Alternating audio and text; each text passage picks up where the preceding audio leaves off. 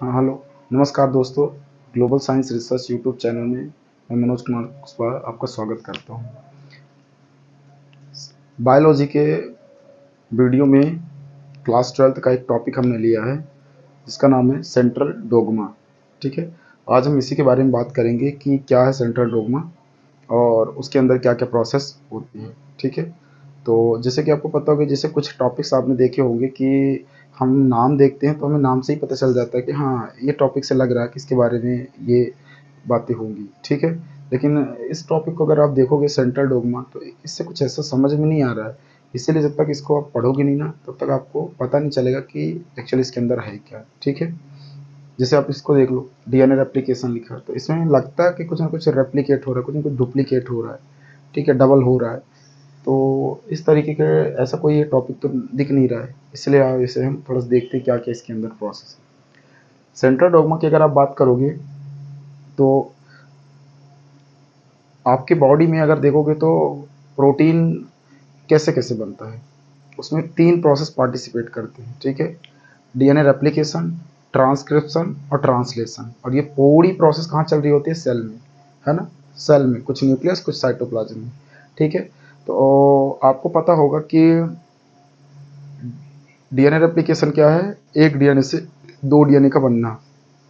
Transcription क्या है? DNA बन गया, अब उसका एमआरएनए कॉपी बनाना। एमआरएनए बन गई, अब उसका प्रोटीन की कॉपी बनाना। तो ये जो प्रोसेस है ना, डीएनए से डीएनए, डीएनए से एमआरएनए, एमआरएनए से प्रोटीन, इन तीनों को मिला के हम एक तरीके से सेंट्रल डोग्मा बोलते हैं, है ना। मतलब हम कह सकते हैं कि ये तीनों एक मॉलिक्यूल्स है ना। इसका मतलब it is a part of molecular biology.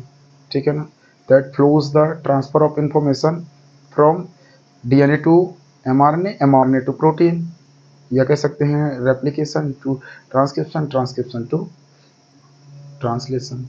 ठीक है, तो इसी को हम बोलते हैं सेंट्रल डोग्मा। क्लियर है? इसके अंदर कितनी प्रोसेस आती है? 3 प्रोसेस। तो अगर हम इसे डिफाइन करने की कोशिश करेंगे सेंट्रल डोग्मा को, डिफाइन करने से पहले एक चीज़ और ध्यान रखिएगा, सेंट्रल डोग्मा को दिया किसने था। ठीक है, सेंट्रल डोग्मा की प्रोसेस को दिया किसने था? तो एक साइंटिस्ट थे, फ्रेंकवाइस क्रिक। ठीक है, फ्रांसिस क्रिक। कौन थे? Francis Crick. फ्रांसिस क्रिक ने क्या किया था? ये सेंट्रल डोग्मा टर्म दिया था। क्लियर है? तो ये बातें भी आप ध्यान रखिएगा। इसके बाद नेक्स्ट हम बात करते हैं इसको डिफाइन करने की। तो central dogma in molecular biology in which start the flow of genetic information from DNA to RNA, RNA to protein. वही बातें कह रहा है कि central dogma is a part of biology, sorry, molecular biology in which flows the transfer of information, genetic information from DNA to RNA, RNA to DNA to RNA और RNA to protein. ठीक है ना, या DNA to DNA, DNA से mRNA, mRNA से protein. ठीक है, इसको बोलते हैं सेंट्रल डोग्मा। दूसरे टर्म में इसको डिफाइन कर सकते हैं, central dogma is a process transfer of genetic information from DNA to RNA, DNA to RNA, RNA to protein through the DNA replication, DNA RNA transcription और आरएनए प्रोटीन। ठीक है ना, या ट्रांसक्रिप्शन, ट्रांसलेशन, डीएनए रेप्लिकेशन। इन तीनों process को ही बोलते हैं सेंट्रल डोग्मा। ठीक है, इसकी प्रोसेस को अगर देखोगे तो देखिए, डीएनए से डीएनए का बनना, डीएनए से डीएनए का बनना क्या है आपका? DNA replication. डीएनए से एमआरएनए बनना, ट्रांसक्रिप्शन। एमआरएनए से प्रोटीन का बनना, ट्रांसलेशन। ठीक है, कभी सोचा कि जेनेटिक मटेरियल जब फर्स्ट आरएनए आया तो कैसे बना होगा डीएनए? तो जब आरएनए से डीएनए बना, मतलब सिंगल स्ट्रैंड से डबल स्ट्रैंड बना, तो उसके लिए हमने क्या इस्तेमाल किया? उसके लिए इस्तेमाल किया रिवर्स ट्रांसक्रिप्शन। अगर डीएनए से आरएनए बन रहा है ट्रांसक्रिप्शन, तो आरएनए से डीएनए रिवर्स ट्रांसक्रिप्शन। ठीक है, तो आरएनए से डीएनए क्या हो गया? Reverse transcription. तो दोस्तों ये रहा सेंट्रल डोग्मा। आई होप कि ये समझ में आया होगा, इसको ध्यान रखिएगा। ठीक है, अब इसी के अंदर हमने 3 प्रोसेस की बात की, तो एक तो हम यही पढ़ेंगे, 2 हम कहाँ पढ़ेंगे? अगले वीडियो में। ठीक है, तो बात करते हैं डीएनए रेप्लिकेशन। तो डीएनए रेप्लिकेशन, इससे कुछ लग रहा है कि रेप्लिकेट हो रहा है, हाँ, डुप्लीकेट हो रहा है। डीएनए रेप्लिकेशन क्या है? आपके पास कोई पुराना एग्जिस्टेंट डीएनए है, उसकी एक नई कॉपी बनाओ, है ना। Synthesis of new copy from previous DNA, old DNA या प्री एग्जिस्टिंग डीएनए। पहले से जो आपके पास डीएनए की कॉपी, एक छोटा सा मॉलिक्यूल है, उसकी आप कॉपी बनाओ, तो उसी का क्या बोलते हैं? DNA replication. ठीक है, इसको अगर डिफाइन करेंगे तो the process of making identical copy, same हूबहू बनेगा क्योंकि उसी का क्लोन है। ठीक है, उसी की कॉपी है। तो क्या है, making an identical copy of DNA strand, ठीक है, identical copy of DNA strand from pre existing DNA, या यूजिंग ऑफ एग्जिस्टिंग डीएनए, है ना, पहले से आपके पास डीएनए है तो हम उसी का डीएनए का इस्तेमाल करके और नए डीएनए की आइडेंटिकल कॉपी की सिंथेसिस करेंगे, ठीक है। इसे हम दूसरे टर्म में भी बोल सकते हैं, ठीक है ना, DNA replication is a process synthesis of new copy from pre DNA, previous DNA या ओल्ड डीएनए, क्लियर।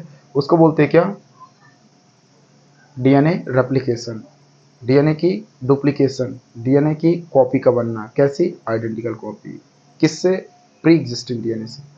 फिर इसके बाद आता है types of DNA replication. Types of DNA replication में बात करेंगे तो मेजरली 3 टाइप है। कौन कौन सा, कंजर्वेटिव, सेमी कंजर्वेटिव और डिस्पर्सिव।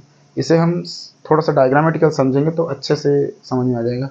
देखिए कंजर्वेटिव का डीएनए क्या है कि मान लो हमारे पास एक डीएनए सेगमेंट है, वो पेरेंट है, जब अगली जनरेशन में हम उसे डुप्लीकेट करवाएंगे तो एक पुराना डीएनए रहेगा और एक डॉटर डीएनए बनेगा, है ना, एक बच्चे का डीएनए बनेगा जब बच्चा आएगा तो कुल मिला के हमारे पास 2 डीएनए बने, है ना। उन 2 डीएनए में ऐसा कहा जाता है कि पेरेंटल का डीएनए 100% ट्रांसफर होगा, है ना। जैसे इसको देख लो, ये आपका एक डीएनए का सेगमेंट दिख रहा है, हमने जब इसका कॉपी करवाई तो एक हमारा पेरेंटल डीएनए और एक डॉटर डीएनए, मतलब 100% ट्रांसफर हुआ जेनेटिक इन्फॉर्मेशन, तो उसको बोलते हैं कंजर्वेटिव डीएनए, मतलब 100% जेनेटिक इन्फॉर्मेशन कंजर्व करना, रखना, उसको बोलते हैं कंजर्वेटिव। दूसरा क्या है आपका, डिस्पर्सिव, लेकिन सॉरी डिस्पर्सिव के पहले है सेमी कंजर्वेटिव, दूसरा क्या है, सेमी कंजर्वेटिव। तो सेमी कंजर्वेटिव के अंदर क्या है कि जब आप कैरी करवाते हो इन्फॉर्मेशन तो हमारे पास 2 डीएनए बनते हैं, उन दोनों डीएनए में हाफ रहता है आपका क्या, पेरेंटल, और हाफ रहता है डॉटर।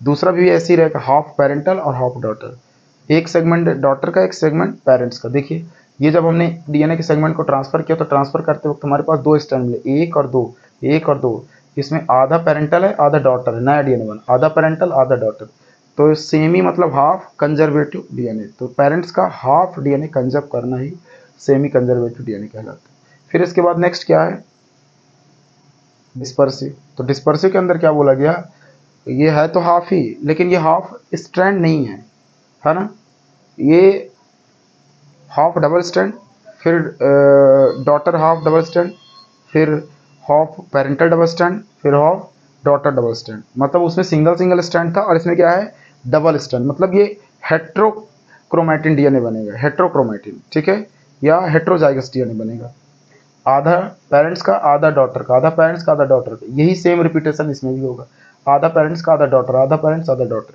ठीक है। इसे बोलते हैं डिस्पर्सिव, डिस्पर्स हो गया, फैल गया, डिस्पर्स मतलब क्या होता है, फैल जाना, तो जो पेरेंटल डीएनए और डॉटर डीएनए फैल गए आपस में, इसको बोलते हैं डिस्पर्सिव। आई होप कि ये डीएनए रेप्लिकेशन के टाइप्स आपको समझ में आया हो, ठीक है। अब अगला हम बात करते हैं इसके प्रोसेस की। तो प्रोसेस से पहले हमें ट्रांसक्रिप्टिव यूनिट रेप्लिकेटिव यूनिट्स की बात करनी पड़ेगी, है ना, कौन कौन से ऐसे कंपोनेंट्स हैं जो रेप्लिकेशन में पार्टिसिपेट करेंगे। तो पहले वो एंजाइम कौन कौन से जो पार्टिसिपेट करेंगे उनकी बात कर लेते हैं। तो एंजाइम में निकल के आता है helicase, DNA polymerase, DNA ligase, RNA primase, topoisomerase, ये 5 एंजाइम हैं जिनका बहुत इंपॉर्टेंस रोल है। देखिए हेलिकेज का काम क्या है, जब हम डबल स्ट्रैंड लेंगे तो उसमें 2 कॉपी तभी बनेगी जब बीच से सेगमेंट क्या होगा, दोनों अलग होंगे, दोनों जो दोनों जो डीएनए स्ट्रैंड हैं डबल स्ट्रैंडेड, तो वो हम उसको सेपरेट करके सिंगल सिंगल में कन्वर्ट करेंगे, सिंगल स्ट्रैंड में, ठीक है। सिंगल स्ट्रैंड में कन्वर्ट करने के लिए जो उसमें लगे हुए बीच में हाइड्रोजन बॉन्ड है वो कौन तोड़ता है, हेलिकेज। तो हेलिकेज का काम क्या है, हाइड्रोजन बॉन्ड को ब्रेक करना। दूसरा क्या है, दूसरा है हमारा डीएनए पॉलीमरेज। डीएनए पॉलीमरेज का काम क्या है, डीएनए पॉलीमरेज का काम है, इसमें फर्स्ट सेकंड थर्ड 3 टाइप के डीएनए पॉलीमरेज यूज होते हैं। तो फर्स्ट का काम है, जो डीएनए पॉलीमरेज में प्राइमर की जरूरत पड़ेगी, उन प्राइमर को अटैच करने के बाद रीडिंग होगा, हम अटैच्ड प्राइमर रीडिंग के बाद उसे रिमूव करेंगे, क्यों, क्योंकि चूंकि आरएनए प्राइमर है, हमारा स्ट्रैंड क्या है, डीएनए है, तो एक हिसाब से क्या करेंगे, जो आरएनए के बेस पेयर लगे होंगे आरएनए प्राइमर के, हम उसे रिमूव करने के लिए डीएनए पॉलीमरेज फर्स्ट का इस्तेमाल करेंगे। डीएनए पॉलीमरेज सेकंड कहाँ इस्तेमाल करेंगे, डीएनए पॉलीमरेज सेकंड हम यूज करेंगे कहाँ, जब हमारा डीएनए स्ट्रैंड कंप्लीट बन जाएगा तो कुछ कुछ जगह हाइड्रोजन बॉन्ड प्रॉपर ब्रेक नहीं होते, वो प्रॉपर बाइंड नहीं होते, उनको बोलते हैं निक पॉइंट। उन निक पॉइंट में हम डीएनए को कट लगा के नया प्राइमर ऐड करके फिर से जो हम डीएनए पॉलीमरेज अटैच करते हैं वो थर्ड अटैच करते हैं। मतलब कुल मिला के हम कह सकते, सॉरी, सेकंड अटैच करते हैं। कुल मिला के हम ये कह सकते हैं कि सेकंड कहाँ यूज होता है, repair of the DNA. DNA में कहीं कुछ गड़बड़ी हो गई, रिपेयरिंग का काम है, तो वो किसका है, डीएनए पॉलीमरेज सेकंड। थर्ड का काम क्या है, रिपेयरिंग वगैरह सब हो गया ना, डीएनए पॉलीमरेज की सिंथेसिस करना, एक स्ट्रैंड से डबल स्ट्रैंड में कन्वर्ट करना। सिंपल, इसका काम ज़्यादा नहीं है।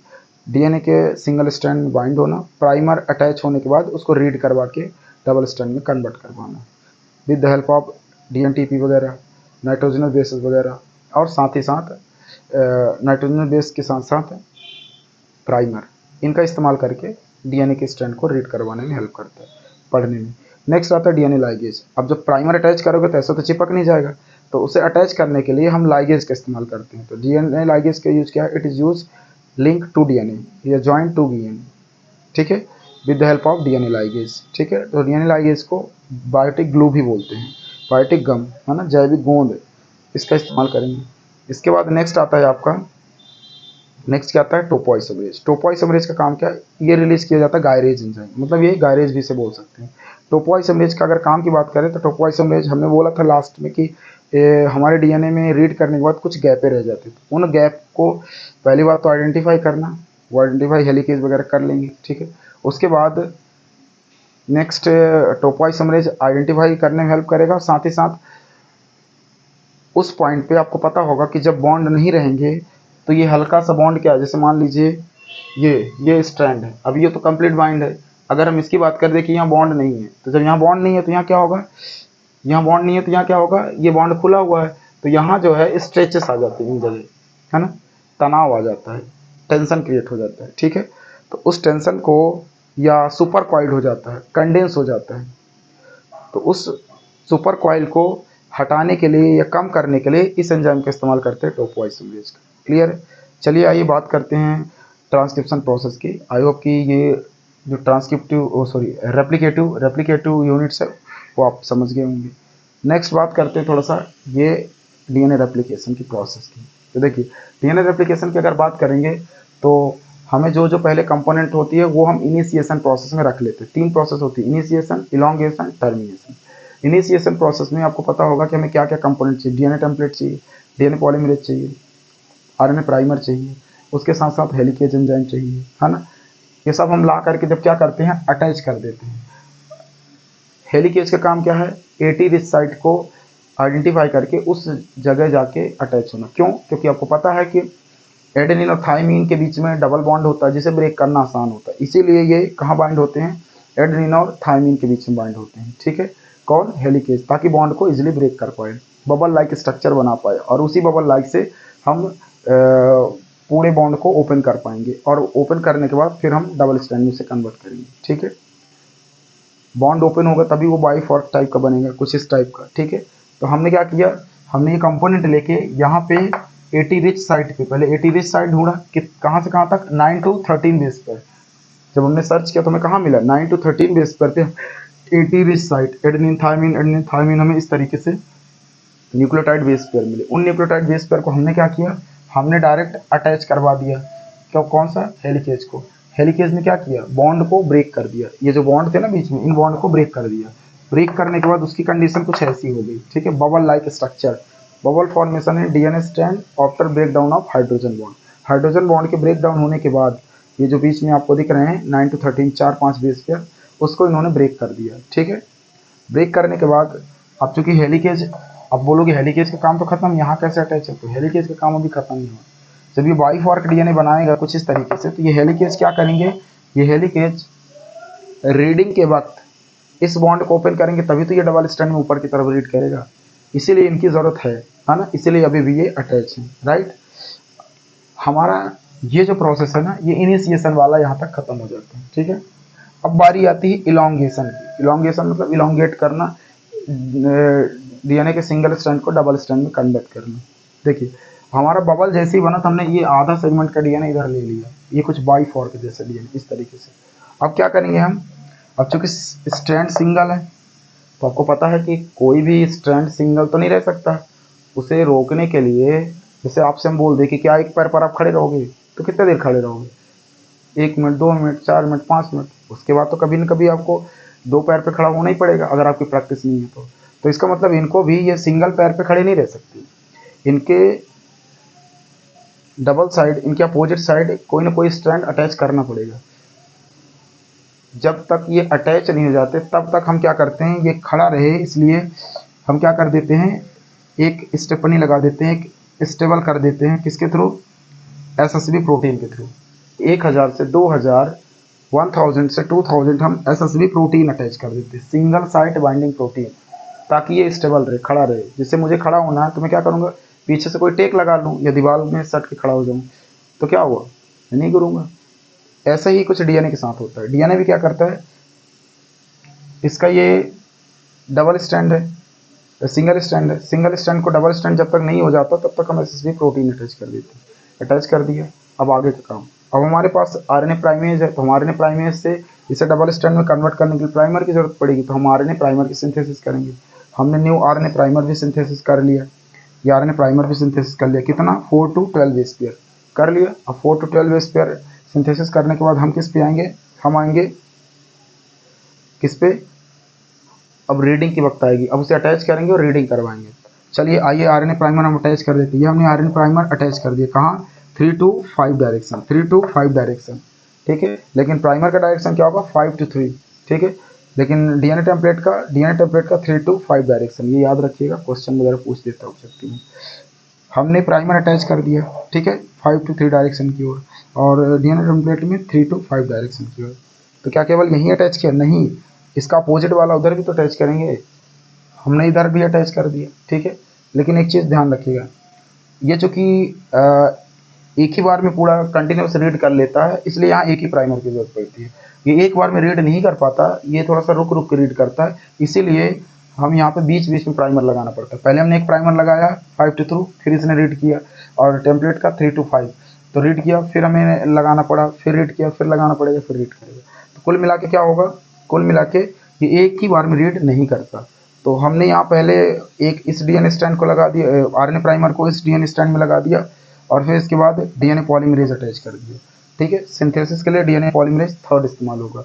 तो डीएनए पॉलीमरेज थर्ड जैसे ही लगाया तो इसने रीडिंग स्टार्ट कर दी। रीडिंग कहाँ करेगा, टेम्पलेट को 3 to 5 पढ़ेगा, और उसी के हिसाब से इसकी कॉम्प्लीमेंट्री कॉपी अटैच करता जाएगा। एडेनिन है तो थायमिन, ग्वायमिन है तो साइटोसिन, साइटोसिन है तो ग्वायमिन, थायमिन है तो एडेनिन, ऐसे करके अपोजिट साइड अटैच करता जाएगा। तो फिर हमें यहाँ प्राइमर की जरूरत क्यों पड़ी, जो अपने से कर सकता, अपने से नहीं कर सकता, इन्हीं के जो बेस पेयर है उन्हीं को ये रीडिंग करेगा। तो बेस पेयर आएंगे कहाँ से, हम पहले से इसमें अटैच कर देंगे नाइट्रोजनस बेसिस, ठीक है ना।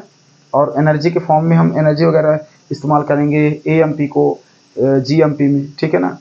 क्लियर है, एडेनिन मोनोफॉस्फेट को डाईफॉस्फेट में कन्वर्ट करेंगे, ठीक है ना, और वो एटीपी में कन्वर्ट होगा, एटीपी जीटीपी, है ना। क्लियर, एडेनिन मोनोफॉस्फेट को एटीपी में, एडेनिन ग्वाइनिन मोनोफॉस्फेट को जीटीपी में, ठीक है, ऐसे टीटीपी, है ना, इस तरीके से हम कन्वर्ट करते जाएंगे। क्लियर है। जैसे आपके पास क्या है, यहाँ पे एएमपी है, ठीक है, एएमपी, एएमपी को हम किस में कन्वर्ट करेंगे, एटीपी में, ठीक है। क्लियर है। इसके बाद जीएमपी को किस में कन्वर्ट करेंगे, जीटीपी में, ठीक है। इसके बाद टीएमपी को किस में कन्वर्ट करेंगे,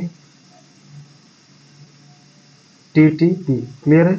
इसके बाद हम एडेनिन ग्वानिन, हाँ, सीटीपी, सीएमपी को किस में कन्वर्ट करेंगे, सीएमपी को, या सीएमपी पहले लिख सकते, कोई दिक्कत नहीं, ठीक है। सीएमपी को सीटीपी, और टीएमपी को टीएमपी को टीएमपी को टीटीपी। क्लियर है। ये हमारे जो बेस पेयर है 4, हम इन्हीं को क्या करेंगे, इस्तेमाल करेंगे, ठीक है ना। क्लियर है। और हम इसमें सिंगल स्टैंड को डबल स्टैंड में कन्वर्ट करते हैं, ये एनर्जी और हमारे बेस पेयर, ये मिला के इसे कन्वर्ट करेंगे, इनको बोलते हैं डीएनटीपी, ठीक है। ये बात ध्यान रखिए। क्लियर है। अब ये रीडिंग स्टार्ट करेगा तो रीडिंग अपना प्राइमर को क्या पड़ेगा, 5 to 3, और डीएनए टेम्पलेट को क्या पड़ेगा, 3 to 5 डायरेक्शन। अब देखिए ये लगातार एक ही बार में रीड कर देता है, इसलिए इसको बोलते हैं लीडिंग, है ना। एक बार में रीड करता है, कंटिन्यूस रीड करता है, बिना रुके रीड करता है, इसलिए कंटिन्यूस। चूंकि पहला स्टैंड ये लीड करता है इसलिए इसे लीडिंग स्टैंड, अपोजिट वाले की अगर बात करेंगे तो अपोजिट वाला रुक रुक के रीड करता है, इसलिए इसको डिसकंटिन्यूअस बोलते हैं, या इसे जिगजैग बोलते हैं, या इसे ओकाजाकी फ्रेगमेंट बोलते हैं। ये तीनों नाम ध्यान रखिएगा। चौथा नाम है चूंकि ये बाद में रीड करता है, इसलिए इसे क्या बोलते हैं, लैगिंग स्ट्रैंड। क्या बोलते हैं, लैगिंग स्ट्रैंड। ठीक है, ये बात ध्यान रखिएगा, राइट है ना। ये ऐसे रीड नहीं करेगा, इसमें भी प्राइमर अटैच करना पड़ेगा, आरएनए प्राइमर, यहाँ डीएनए पॉलीमरेज अटैच करना पड़ेगा, और डीएनए पॉलीमरेज अटैच करने के बाद ये इसे रीड कर देंगे। ठीक है, और रीड करके डबल स्ट्रैंड में कन्वर्ट कर देंगे। अब डबल स्ट्रैंड में कन्वर्ट हो गया, अब इसके बाद इनकी क्या शुरू होगी, क्वाइलिंग, है ना। क्या शुरू होगी, क्वाइलिंग। जैसे मान लीजिए ये डीएनए है आपका, है ना, ये डीएनए है, ठीक है, ये सिंगल स्ट्रैंड है। अब इसकी क्या होगी, ऐसे डीएनए बनता जाएगा, ये डीएनए बनता जाएगा, तो इनकी क्या शुरू होगी, क्वाइलिंग। ये इस तरीके से फोल्ड होंगे, ऐसे ऐसे ऐसे ऐसे क्वाइलिंग करते जाएंगे, ऐसे ऐसे फोल्ड होते जाएंगे। ठीक है, तो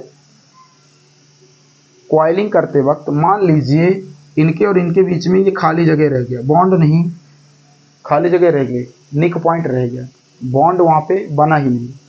तो जब बॉन्ड नहीं बनेगा, और ज़्यादातर ये प्रॉब्लम अपोजिट वाले स्ट्रैंड में होती है क्योंकि वो रुक रुक के चलता है, तो जब बॉन्ड नहीं बना इसका मतलब वो खाली जगह रह गया, उसे रिपेयर करना पड़ेगा, हटाना पड़ेगा, है ना। अनकॉइल्ड डीएनए स्ट्रैंड को हटाना पड़ेगा। तो हटाने के लिए सबसे पहले उसे आइडेंटिफाई कौन करेगा, ये एंजाइम हमने जो बताया था, टोपोआइसोमरेज। टोपोआइसोमरेज निक पॉइंट को पहचानेगा। कैसे पहचानेगा, इसका काम है सुपर कॉइल को आइडेंटिफाई करना, उसे रिमूव करना। तो सुपर कॉइलिंग, जहाँ सुपर कॉइलिंग मतलब बॉन्ड ओपन होने की वजह से इस जगह टेंशन क्रिएट होगा, यहाँ बॉन्ड ओपन होगा तो यहाँ टेंशन क्रिएट होगा, तो टेंशन की वजह से ये स्ट्रेचेस आएंगे, तो स्ट्रेचेस की वजह से क्या होगा, यहाँ तनाव होगा। तो तनाव को कम करने के लिए कौन एंजाइम आता है, टोपोआइसोमरेज। इस वजह से हमें पता चल जाता है कि कहाँ पे निक पॉइंट होगा। ठीक है, निक पॉइंट को पहचानेगा, निक पॉइंट को पहचान करके वहाँ पे किससे, निक पॉइंट को पहचान करके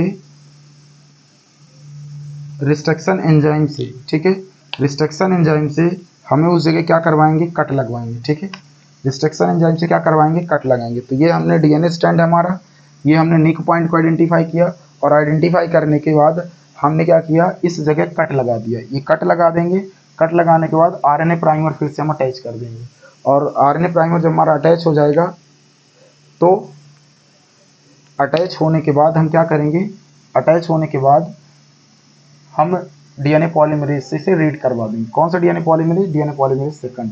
डीएनए पॉलीमरेज सेकंड का काम क्या है, repairing of the mistake point या mistake of the base pair. Base pair जहाँ मिस्टेक हो जाते हैं, प्रॉपर बाइंड नहीं होते, हम उसको क्या करते हैं, उसको रीड करवा के और उसे कंप्लीट फुलफिल करवाते हैं। ठीक है, अभी कंप्लीट फुलफिल हो गया, ये था इलोंगेशन। अब टर्मिनेशन में देखिए क्या होगा, हमारा डीएनए स्ट्रैंड कंप्लीट रीड कर चुका है, एक डीएनए से दो डीएनए बन गए, लेकिन इनमें कुछ क्या रहते हैं, अब चूंकि प्राइमर आरएनए प्राइमर अटैच है तो बेस पेयर भी हटाना है।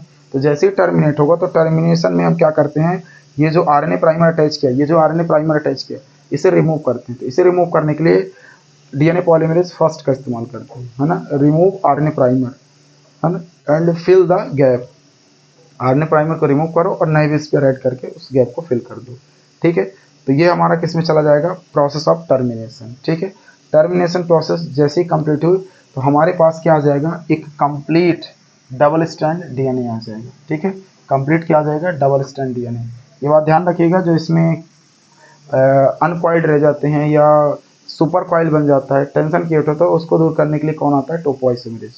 तो ये बात आप ध्यान रखिएगा। ठीक है ना, जैसे बाकी की तरह लाइगेज एंजाइम यहाँ यूज हुआ, तो यहाँ भी लाइगेज एंजाइम जोड़ने के लिए आप इस्तेमाल करोगे। क्लियर है, तो आई होप कि ये आपका डीएनए रेप्लिकेशन